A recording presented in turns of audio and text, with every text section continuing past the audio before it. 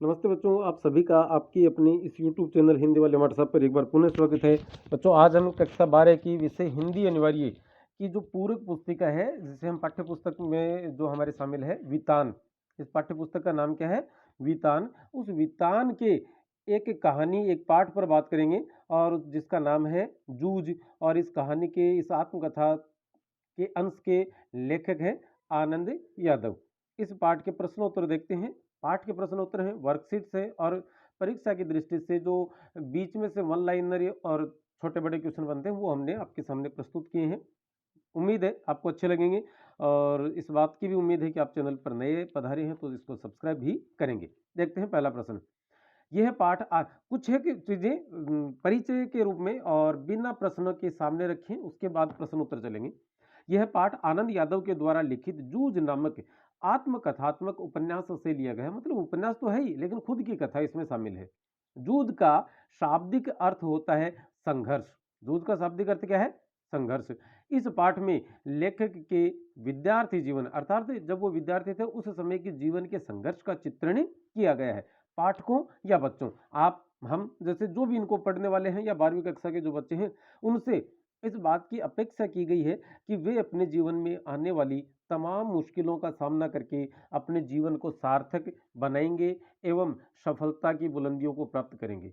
जूझ उपन्यास के लेखन हेतु आनंद यादव को वर्ष 1990 में साहित्य अकादमी पुरस्कार से सम्मानित किया गया था। बचपन में लेखक का मन पाठशाला जाने के लिए तड़पता था, लेकिन मार के डर से अपने पिता को कहने की हिम्मत नहीं कर पाया। वह अपने पिता को दादा कहा करता था। लेखक सोचता है, अब ये एक यहाँ प्रश्न थोड़ा सा मिस हो गया हमसे कि पाठशाला या पढ़ाई के विषय में लेखक का क्या विचार था। तो लेखक सोचता था कि सारी उम्र खेत में काम करने पर भी ज़्यादा कुछ मिलने वाला नहीं है। पढ़ लिख लेंगे तो नौकरी लग जाएगी, कुछ पैसे भी हाथ में रहेंगे तथा विठोबा अन्ना की तरह से कुछ काम धंधा या कारोबार भी कर सकेंगे। इसी कारण से वे पढ़ना चाहते थे। लेखक के पिता कोल्लू जरा जल्दी शुरू क्यों करते थे? इसका उत्तर है, लेखक के पिता का मानना था कि जल्दी कोल्लू शुरू करने से ईख या गन्ने की अच्छी खासी कीमत मिल जाती है। लेखक के पिता के विचार अन्य किसानों से किस प्रकार भिन्न थे? अब लेखक के पिता क्या करते थे और अन्य किसान क्या सोचते थे, उन पर बात करेंगे। कि लेखक के पिता जल्दी कोल्हू चलाने में यकीन करते थे। उनका मानना था कि इससे भाव अच्छा मिल जाता है, जबकि अन्य किसानों का मानना था कि गन्ने की फसल को देर तक खड़ी रखने से ईख अर्थात गन्ने में पानी की मात्रा कम हो जाती है, इससे रस गाढ़ा होता है और गुड़ की पैदावार ज्यादा होती है। लेखक के पिता गुड़ की बजाय भाव को महत्व देते थे कि गुड़ बेशक ज़्यादा न हो लेकिन अच्छा भाव मिल जाए, इसी बात पर उनका विश्वास था। अगला प्रश्न है, लेखक की माँ के मन में किसका डर बैठा हुआ था? तो लेखक की माँ उसके पिता अर्थात लेखक के पिता से डरती थी। उससे वह जंगली सुअर की तरह से लगता था। लेखक ने अपनी माँ को किससे मिलने की सलाह दी? गांव के प्रतिष्ठित व्यक्ति दत्ताजी राव देसाई से। माँ के अनुसार लेखक का पिता किसके यहाँ बैठा रहता था? तो वो जैसा कि दत्ताजी राव सरकार को उसने बताया कि बाजार में रखमाबाई के यहाँ बैठा रहता है। लेखक की माँ के अनुसार उसके पिता ने बच्चे की पढ़ाई क्यों बंद करवा दी? लेखक की माता ने दत्ताजी राव को बताया कि इसके पिता को सारे गांव में घूमने की आज़ादी मिली रहे, बस इसीलिए उसने बच्चे की पढ़ाई बंद करवा दी है। अगला प्रश्न है, लेखक की मां ने अपने पति को दत्ताजी राव सरकार के घर जाने का क्या कारण बताया था?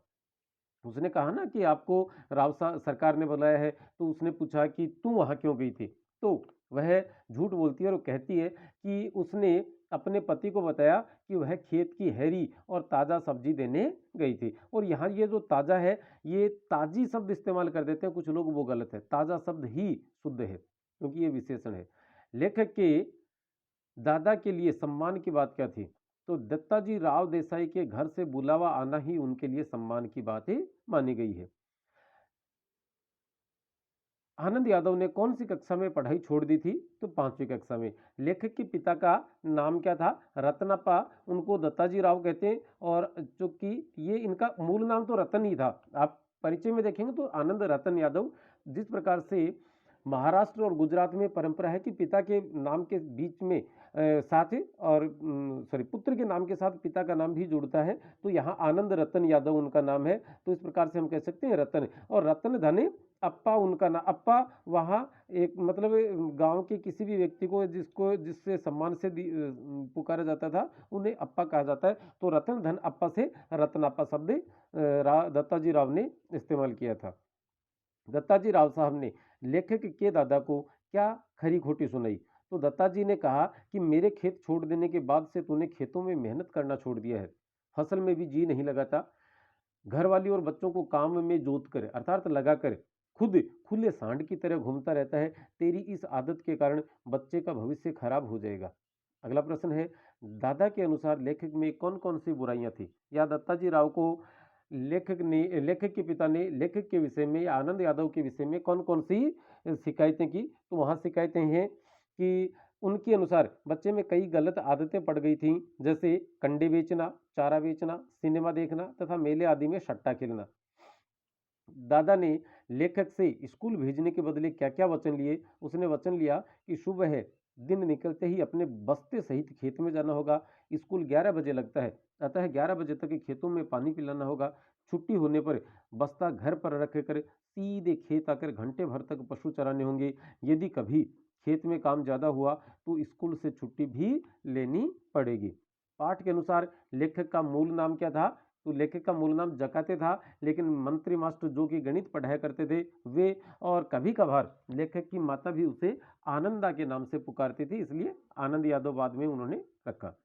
स्कूल शुरू करने पर सॉरी पुनः स्कूल शुरू करने पर लेखक को पहला लाभ क्या हुआ? उसे 11 से 5 बजे तक खेतों में काम करने से छुटकारा मिल गया, जैसा कि आनंद यादव ने अपने इस उपन्यास में लिखा है।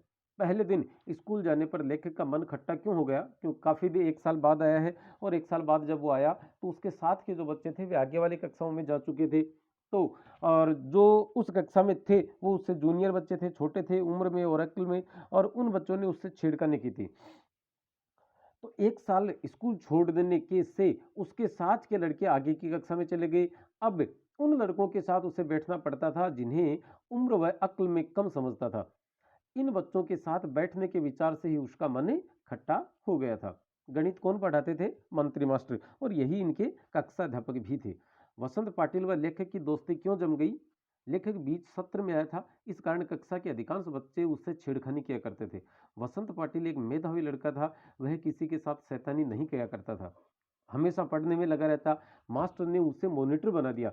तब लेखक को लगा कि मॉनिटर मुझे बनाना चाहिए था, क्योंकि मैं सीनियर हूँ, बड़ा हूँ उम्र में अक्ल में। फिर वह मेहनत करके पढ़ने लगा। मॉनिटर नहीं बनाया तो वह मेहनत करने लगा कि मुझे भी वसंत पाटिल के जैसा बनना है। अब मास्टर जी लेखक और इस कारण गणित में वह होशियार हो गया। अब मास्टर जी लेखक और वसंत पाटिल को दूसरे बच्चों की कॉपी चेक करने का काम सौंप देते थे। इसी कारण उन दोनों की दोस्ती जम गई थी। मराठी पढ़ाने वाले मास्टर कौन थे? नेवा सॉरी मुझे भी नहीं पता कि इस शॉर्ट फॉर्म का फुल फॉर्म क्या होगा, लेकिन मराठी पढ़ाने वाले गुरुजी का नाम था सौंदलगेकर। सकारात्मक प्रतियोगिता सफलता की नई कहानी गढ़ती है या बनाती है? जूझ पाठ के आधार पर स्पष्ट कीजिए। जब वसंत पाटिल नाम के लड़के को कक्षा का मॉनिटर बनाया गया तो लेखक को लगा कि कक्षा का मॉनिटर मुझे बनाना चाहिए था। फिर उसने वसंत पाटिल की गतिविधियों पर ध्यान दिया। तब उसने भी वसंत पाटिल की तरह से पढ़ना शुरू किया। किताबों पर अखबारों के कागज चढ़ा लिए, अपना बस्ता भी व्यवस्थित रखने लगा और जब भी समय मिलता वसंत की तरह से गणित के सवाल सुलझाने लगता। इस कारण गणित में लेखक ठीक हो गया, उसका आत्मविश्वास बढ़ा, वसंत पाटिल से दोस्ती भी हो गई और अब तो वह मास्टरों का चहेता भी बन गया था। यदि लेखक वसंत पाटिल से घृणा करता तो उसकी सारी ऊर्जा नकारात्मक कार्यों में ही खर्च हो जाती, वह गणित में होशियार नहीं बनता और उसकी सफलता भी संदेह के दायरे में आ जाती। मतलब यदि वो वसंत पाटिल से घृणा करते तो मुझे नहीं लगता कि आज जिस आनंद यादव को दुनिया जानती है शायद उनको कोई जान पाता। मराठी पढ़ाने वाले मास्टर सौंदलगेकर की अध्यापन शैली पर प्रकाश डालिए, या वो किस प्रकार से कक्षा में पढ़ाया करते थे उस पर बात करिए। तो मास्टर सौंदलगेकर मराठी पढ़ाया करते थे। वे कविता को बहुत ही रोचक और आकर्षक अंदाज में पढ़ाया करते थे। उनका गला अर्थात उनकी आवाज गला बहुत ही सुरीला था। वे साहित्य के प्रेमी शिक्षक थे। कविता के छंदों की लय, ताल, गति के विषय में वे प्रवीण थे, कुशल थे, एक्सपर्ट थे। वे हमेशा अभिनय के साथ कविता वाचन किया करते थे। अभिनय करते हैं एक्टिंग के साथ। वो कविता पढ़ते समय एक्टिंग किया करते थे। हाथों के, चेहरे के हाव भाव बदलना, आवाज में उतार चढ़ाव लाना, आरोह अवरोह लेके आना। किताब में आई कविता के समान भाव वाली अन्य किसी कवि की कविता भी वे सुनाया करते थे। उन्हें मराठी व अंग्रेजी की अनेक कविताएं कंठस्थ थीं, मतलब याद थीं, मुख जबानी। मास्टर सौंदलगेकर का लेखक के जीवन पर क्या प्रभाव पड़ा? जब मास्टर सौंदलगेकर पूर्ण लय, गति, ताल व अभिनय के साथ कविता का वाचन करते, तब लेखक पूरी तल्लीनता के साथ उनके हाव भाव, गति, चाल व अभिनय को देखता सुनता। मतलब कहते हैं ना, वो आनंद यादव लिखते हैं कि मैं आंख और कान से उनके उस आनंद में डूब जाता। अर्थात देखता और सुनता था। आंख से डूबने का अर्थ है देखना, और कान से डूबने का अर्थ है सुनना, और उसका आनंद लेता। इससे आगे जाकर लेखक भी मास्टर सौंदलगेकर की तरह कविता करने लगा और उन्हीं की तरह लय, गति, ताल व अभिनय के साथ कविता का वाचन करने लगा। लेखक को कविता की तरफ मोड़ने का काम मास्टर सौंदलगेकर ने ही किया था। अगला प्रश्न है, लेखक को अकेलापन क्यों अच्छा लगने लगा, या अकेलेपन के विषय में लेखक के विचारों में क्या बदलाव आया और क्यों? पहले लेखक को अकेलापन अच्छा नहीं लगता था। पशु चराते, खेत में पानी पिलाते या अन्य कोई काम करते समय वह सोचता था कि कोई साथ होना चाहिए, ताकि बात करें, गप्पे लड़ाएं या हंसी मजाक करते रहें। लेकिन जब से मास्टर सौंदलगेकर उसके जीवन में आए, तब से उसे अकेलापन अच्छा लगने लगा था। अब अकेले में कोई कविता पढ़ी जा सकती है, तरह तरह की अभिनय या एक्टिंग की जा सकती है, और मन हुआ तो नाचा भी जा सकता है। क्यों? क्योंकि यहाँ देखने वाला कोई नहीं है, इसलिए किसी प्रकार की लज्जा, शर्म या झिझक का एहसास नहीं होता। उसे किसी भी प्रकार की झिझक नहीं होती थी। कह सकते हैं कि अब अकेलापन उसे अच्छा लगने लगा और उसके लिए वरदान बनता जा रहा था। लेखक का हौसला क्यों बढ़ता जा रहा था, या लेखक लिखते हैं ना कि मेरे पंख आ गए थे, क्यों आ रहे थे? लेखक जब 5वीं कक्षा में था, तब सिनेमा के एक गाने की तर्ज पर एक कविता लिखी। उसका वाचन इतने सुंदर ढंग से करता था कि मास्टर का वाचन और अभिनय भी फीका लगने लगा। शिक्षकों का, जैसा कि आम शिक्षक का स्वभाव होता है कि वो चाहता है कि उसका शिष्य जो है, उसके स्टूडेंट्स जो है, वो टीचर से आगे निकले, सफल हों, गुरु गुड़ रह जाएं और चेले शक्कर हो जाएं, वो वाली बात हर एक टीचर के मन में रहती है। तो शिक्षकों के स्वभाव की तरह ही अपने शिष्य को बेहतरीन करते देखकर सौंदलगेकर भी अत्यंत प्रसन्न हुए और छठी सातवीं कक्षा में ले जाकर कविता पढ़वाई। उसने छठी सातवीं कक्षा के बच्चों के सामने कविता पढ़वाई कि देखो जकाते या आनंद कैसे कविता पढ़ता है। और पाठशाला के एक समारोह है या एक कार्यक्रम में भी उसने कविता गाई, तो मारे खुशी के उसका हौसला बढ़ा जैसे पंख लग गए हों। कवियों के विषय में लेखक के क्या विचार थे? लेखक सोचता था कि आम कवि आम आदमी से कुछ अलग दिखते होंगे, आम आदमी की तरह से नहीं होते, वो शायद कुछ अलग ग्रह से आए हों या उनके दो सिर होंगे, इस प्रकार के कोई नहीं, उनके अलग थे कि आम आदमी मेरी या आपकी तरह से नहीं है। तो लेखक सोचता था कि कवि आम आदमी से कुछ अलग दिखते होंगे, हो सकता है कि वे किसी दूसरे ग्रह से भी आए हो, उनका खान पान, रहन सहन सब अलग होता होगा। लेकिन वो विचार बदल गए। कैसे? पर अगले प्रश्न में देखते हैं कि कवियों के विषय में लेखक के जो विचार थे, या जो विचार लेखक के मन में थे, वो कैसे बदल गए। तो मास्टर सौंदलगेकर के पास अनेक कवियों के काव्य संग्रह थे। वे लेखक को उनके संस्मरण सुनाया करते थे। मास्टर खुद भी कविता करते थे। अब कविता करते थे इसका मतलब कवि हो गए। अब उस बच्चे ने देखा कि यार ये तो हमारे जैसा ही है। तो कवियों के प्रति उसकी जो धारणा थी, जो मन में विचार थे, वो बदल गए। इस कारण उसे लगा कि कवि लोग भी हमारी ही तरह के होते हैं, इसी धरती पर रहते हैं और हमारे जैसा ही खान पान व रहन सहन होता है, हमारी तरह के हाड़ मांस से बना होता है, और उसे भी क्रोध भी आता है और किसी चीज का लोभ भी होता है। लेखक ने किस बेल पर कविता लिखी या किस बेल को आधार बनाकर कविता लिखी? तो मालती की बेल को आधार बनाकर कविता लिखी थी। शुरुआती दौर में लेखक के किन किन विषयों पर कविताएं करता था? तो अपने आसपास के वातावरण, परिवेश, गांव, खेत, प्राकृतिक दृश्यों को आधार बनाकर कविता करता था। फिर फसल, जंगली फूल इत्यादि पर भी कविता करने लगा। अगले प्रश्न पर चलते हैं कि लेखक को कविता करने का जुनून था, कैसे?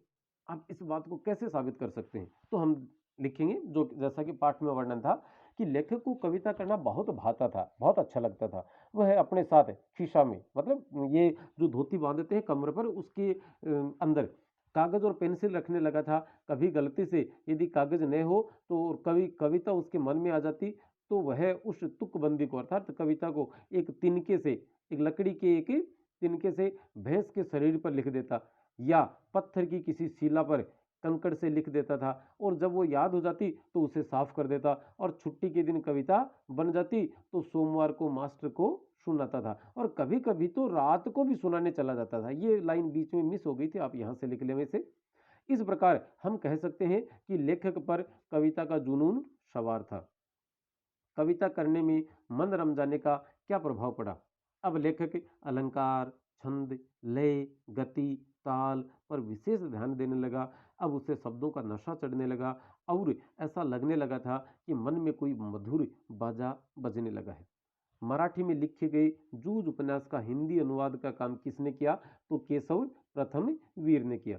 आगे बेटा, ये 17 जनवरी 2022 ईस्वी को एक जो वर्कशीट प्राप्त हुई थी इसी पाठ से, उस पाठ पर बात करेंगे, उस वर्कशीट के प्रश्नों पर बात करेंगे, क्योंकि ये भी बड़े महत्वपूर्ण हैं और इस बार तो उम्मीद इस बात की रहती है कि वर्कशीट से ज़्यादा प्रश्न पूछे जाने की संभावना है। निम्न मध्यम वर्गीय ग्रामीण परिवेश का किशोर प्रतिकूल परिस्थितियों में भी आम बच्चों की तरह से, ज्यादातर बच्चे हमारे निम्न मध्यम वर्गीय और ग्रामीण परिवेश के हैं, का किशोर भी प्रतिकूल परिस्थितियों में भी आगे बढ़ना चाहता है। इस कथन की समीक्षा जूझ आत्मकथात्मक उपन्यास के अंश के आधार पर कीजिए। तो हम उत्तर में लिखेंगे कि पाठ्य पुस्तक में शामिल जूझ नामक आत्मकथात्मक उपन्यास के अंश से स्पष्ट होता है कि लेखक के पिता उसे खेती में संलग्न करना चाहते थे, अर्थात लगाना चाहते थे। इसके पीछे उसके या उनके मन में था, उनके पिता के मन में था कि आगे जाकर भी इसे खेती करनी है, मतलब अभी से ट्रेनिंग शुरू कर दे, इसलिए अभी से काम करना सीख लेगा। और दूसरा कारण यह भी था कि काम करने लगेगा तो उसे आराम मिल जाएगा। लेकिन किशोर वय का, मतलब उम्र का, किशोर उम्र का लड़का पढ़ना चाहता था, इसके लिए वह अपनी माँ को विश्वास में लेता है, फिर योजना बनाकर गांव के राव साहब से मिलता है, दत्ताजी राव से। उन्हें भी विश्वास दिलाता है कि वह मन लगाकर पढ़ाई करेगा। स्कूल में गया तो देखा कि वह अपने पुराने साथियों से पीछे छूट गया है। तब वो मन लगाकर मेहनत करता है और कक्षा के मेधावी बच्चों को अपना दोस्त बनाता है, अध्यापकों का विश्वास पात्र बनता है, और इन सब के पीछे पढ़ना और पढ़कर आगे बढ़ने का जज्बा ही था। इस प्रकार हम कह सकते हैं कि आज के बच्चे हर परिस्थिति में आगे बढ़ना चाहते हैं। अगला प्रश्न है, जूझ उपन्यास के पठित अंश के आधार पर दत्ताजी राव साहब का चरित्र चित्रण कीजिए। तो पहला उनका होगा पढ़ाई का महत्व समझने वाले। दत्ताजी राव शिक्षा के महत्व को जानते थे, इसी कारण वे आनंद और उसकी माता की मदद करते हैं। दूसरा पॉइंट लिखेंगे, व्यक्तित्व के पार की, मतलब आदमी की पहचान थी उन्हें। दत्ताजी राव में व्यक्ति को पहचानने का गुण विद्यमान था। आनंद से बात करके उन्होंने जान लिया कि लड़के को अवसर मिला तो ये कुछ अच्छा कर सकता है, और जो कि बाद में साबित भी हुआ, और इसीलिए आज हम उनको पढ़ रहे हैं 12वीं कक्षा में। लोगों में धाक भी थी। राव साहब की अपने गांव के लोगों में धाक थी, सभी उनकी बात माना करते थे, जैसे कि रत्नापा जैसे लोग भी। कविता के प्रति लगाव बढ़ने से लेखक को अकेलापन क्यों अच्छा लगने लगा? तो लेखक ने जब पुनः पढ़ाई शुरू की तो उसे कविता में रस आने लगा। एकांत में मास्टर से सुनी कविता का सस्वर गान किया करता था। मास्टर के जैसे ही एक्टिंग करने लगा, ऊंची आवाज में गाने लगता था, क्योंकि उसे इस बात का विश्वास था कि कविता वाचन करते समय उसे कोई देख या सुन नहीं रहा है। कविता में मन रमने से ही उसे अकेलापन या एकांत अच्छा लगने लगा था। वसंत पाटिल कौन था और लेखक ने वसंत पाटिल से मित्रता क्यों की? वसंत पाटिल लेखक की कक्षा का सबसे मेधावी लड़का था। कक्षा का मॉनिटर भी वही था। वह अपने सहपाठियों की कॉपी भी जांच किया करता था।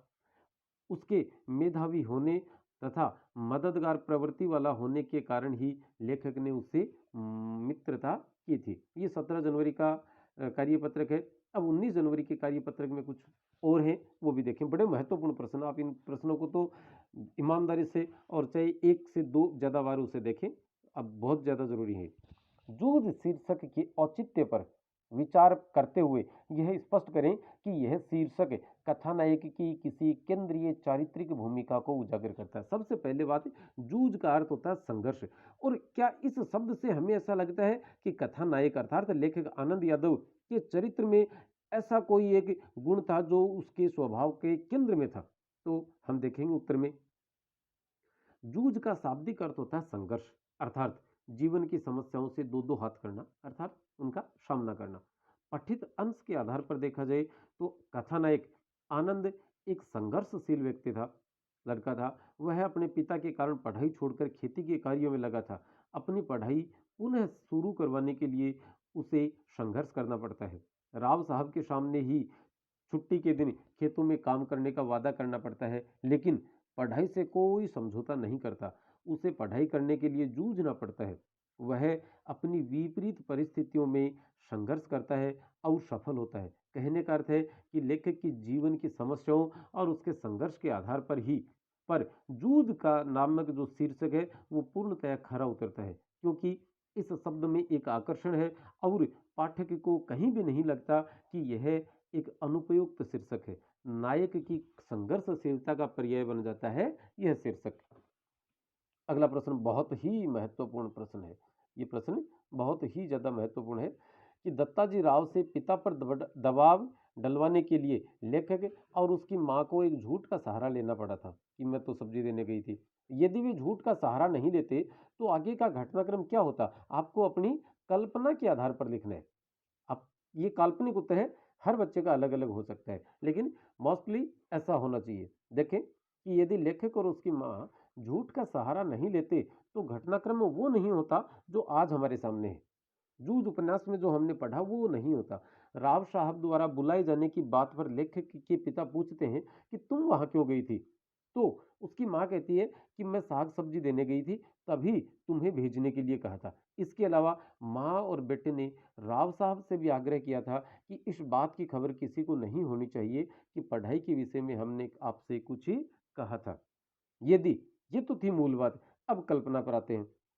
यदि आनंद की मां उसके पिता से झूठ न बोलकर सच बता देती तो वह राव साहब के पास जाने की बात पर नाराज हो जाता और हो सकता है कि वह माँ बेटे से मारपीट भी करता या घर से निकाल देता। ये तो थी काल्पनिक बातें, पर इतना निश्चित है कि वह आनंद को स्कूल नहीं भेजता और आज हम जिस आनंद यादव को जानते और पढ़ते हैं वह कहीं किसी गुमनाम दुनिया में अपना जीवन व्यतीत कर रहा होता। मां के मन में जंगली सुअर बहुत गहराई से बैठा हुआ था। इस कथन में जंगली सुअर किसके लिए कहा गया है और क्यों? तो पाठ के आधार पर बताइए। उत्तर लिखा है, जंगली सुअर लेखक के पिता और उसके व्यवहार के लिए प्रयुक्त हुआ है, क्योंकि लेखक या उसकी मां द्वारा पढ़ाई की बात पर वह जंगली सुअर की तरह गुर्राता था। इसी कारण लेखक ने पिता के आतंक, उसके खौफ, डर की तुलना जंगली सुअर से की है। अंतिम प्रश्न है, लेखक ने